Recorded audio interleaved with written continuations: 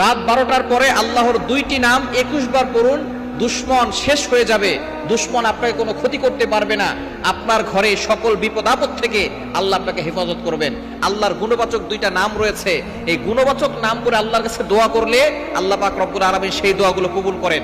আল্লাহ পাক রব্বুল আলামিন নিজেই বলে দিয়েছেন, কোরআন খুলেন 9 নম্বর পারা 13 নম্বর পৃষ্ঠা 4 নম্বর লাইন, সূরা আরাফের 180 নম্বর আয়াতে রব্বুল আলামিন বলেন, ওয়ালিল্লাহিল আসমাউল হুসনা ফাদউহু বিহা।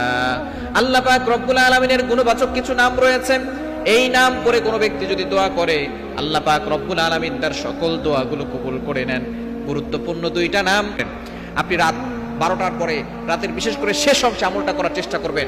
প্রথমে আপনি 3 বার দুরূদ শরীফ পড়বেন, তারপরে আল্লাহ তাআলার গুণবাচক নাম দুইটা, এক নম্বর হচ্ছে ইয়া কাহারু, আর একটা হচ্ছে ইয়া হাফিজু। ইয়া কাহারু মানে হে সর্বশক্তিমান, আর একটা হচ্ছে